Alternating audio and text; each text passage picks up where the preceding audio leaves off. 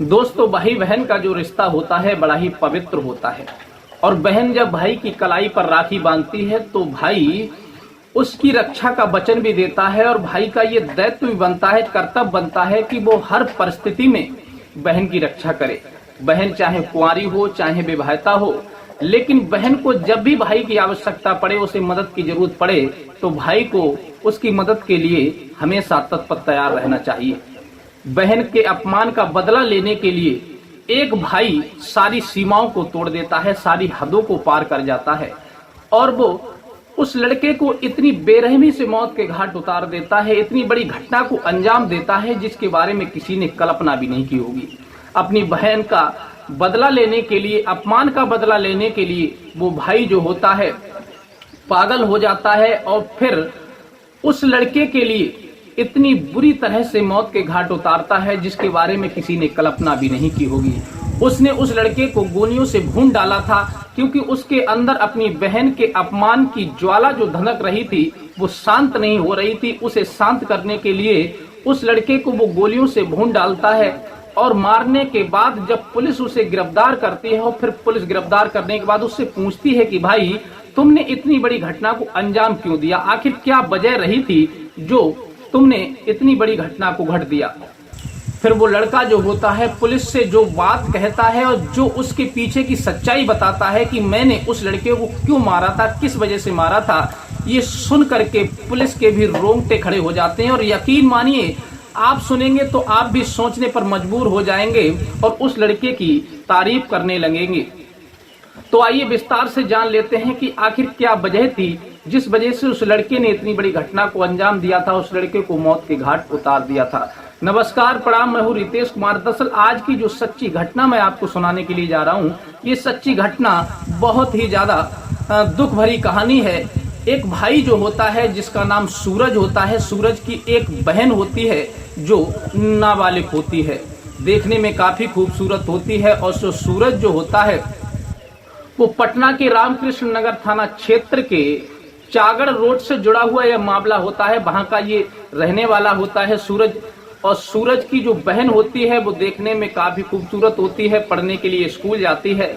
वहीं पड़ोस में कॉलोनी में रहने वाला एक लड़का होता है जिसका नाम कुंदन होता है। कुंदन की नजर उस नाबालिग लड़की पर पड़ जाती है और वो नाबालिग जो लड़की होती है सूरज की बहन और कुंदन के बीच में धीरे धीरे प्रेम कहानी शुरू हो जाती है। वो एक दूसरे से मिलते जुलते हैं क्योंकि जो कुंदन होता है वो भी देखने में काफी खूबसूरत लड़का होता है। और कुंदन जो था वो बिहार के नवादा जिले बासरलीगंज का रहने वाला था। बताया जाता है कि वर्तमान में वो पटना रामकृष्ण थाना क्षेत्र के उर्मिला ITI प्रोफेसर के मकान में रह रहा था, किराए पर कमरा लेकर के। उसका पूरा परिवार जो था कुंदन का, वो प्रोफेसर जो होते हैं वहां के ITI के, उनके मकान में एक कमरा ले लेते हैं और वहीं पर रहने लगते हैं। अब इधर जो सूरज होता है, सूरज जो होता है वो स्थायी निवासी वहीं पटना के रामकृष्ण थाना क्षेत्र की कॉलोनी का रहने वाला होता है। अब उसकी बहन सूरज की जो होती है वो नाबालिग होती है और इधर कुंदन की भी देखने में काफी खूबसूरत होता है। कुंदन और उसकी सूरज की बहन जो होती है नाबालिग, उन दोनों की दोस्ती हो जाती है और दोस्ती ही दोस्ती में वो उनका जो सिलसिला होता है वो प्यार में बदल जाता है।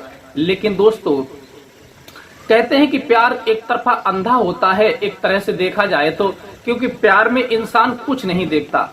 अब जो कुंदन होता है उस लड़की से टाइम पास करने लगता है, लेकिन जो लड़की होती है नाबालिग होती है वो इतनी समझदारी नहीं रखती थी और वो ये सोच रही थी कि कुंदन भी मुझसे प्यार करता है।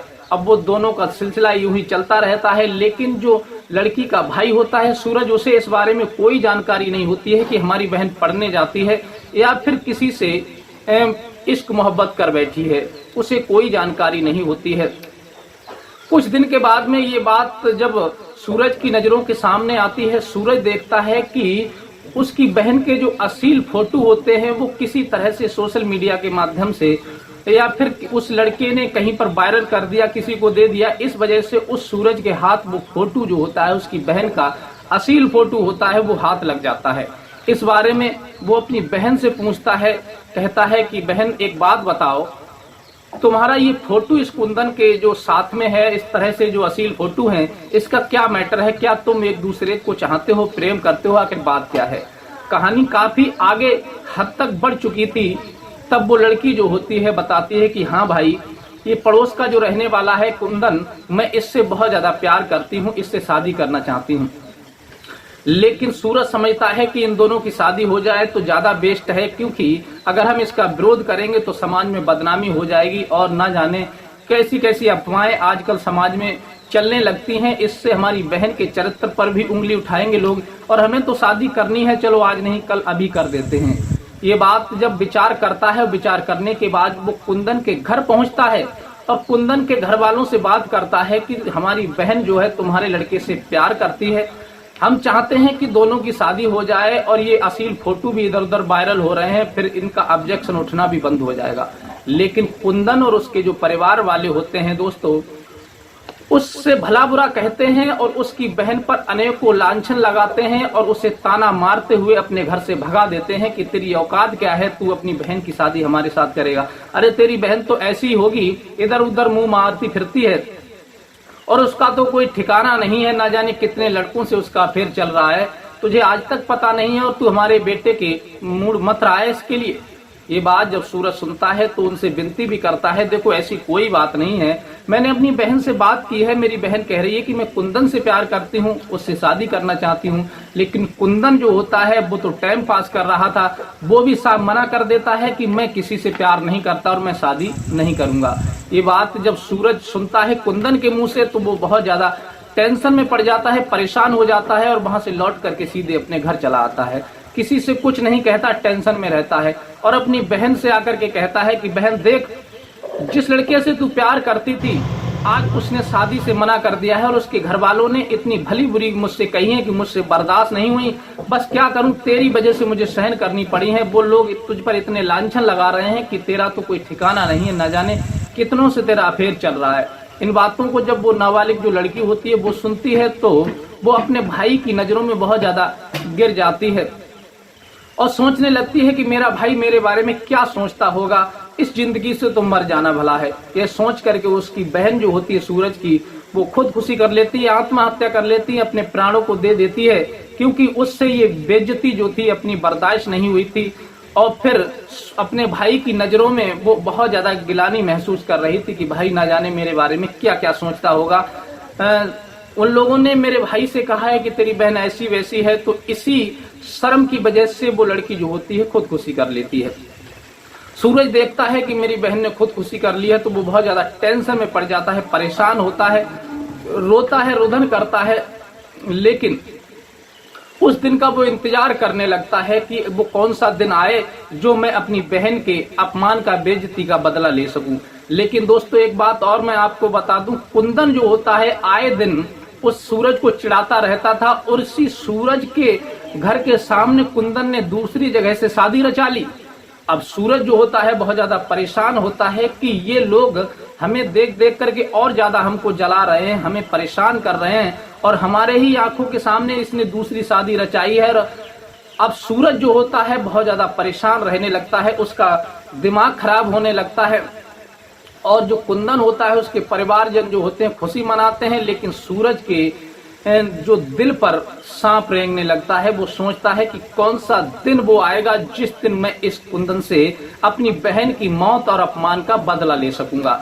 साथियों ये दिमाग में उसके चल ही रहा था। एक दिन कुंदन जो होता है रास्ते में कहीं मिल जाता है। ये मंगलवार सुबह लगभग 10 बजे की बात होती है और कुंदन निकल करके जा रहा था। सूरज की जो था पिस्टल लेकर के उसकी तलाश में घूम ही रहा था और वहीं पर उसे जब आमना सामना उसका हो जाता है तो सूरज का जो होता है आपा खो देता है सूरज, और उसकी जो हद सीमा का जो बाण होता है वो टूट जाता है और उस पर ताबड़तोड़ गोलियों की बारिश कर देता है। गोलियों की बारिश इतनी करता है कि वो वहीं धराशायी होकर के जमीन पर गिर जाता है। फिर भी उसका गुस्सा जब शांत नहीं होता, साथ में आसमान पर उसका गुस्सा होता है। जब वो मर जाता है फिर भी उसे जाकर के लातों घूंसों से उसे मारने लगता है, लातों से उसे मारता है और मारने के बाद उसकी जो वहां पर फोटो कैद हो जाती है, वीडियो रिकॉर्ड हो जाती है, जो सीसीटीवी लगा होता है वहां पर कैमरा, उस कैमरे में सारी वारदात उसमें रिकॉर्ड हो जाती है और रिकॉर्ड होने के बाद में वहां पर अफरा तफरी का माहौल मच जाता है। वहां पर जो ग्रामीण होते हैं सभी आ जाते हैं गोलियों की आवाज सुन करके।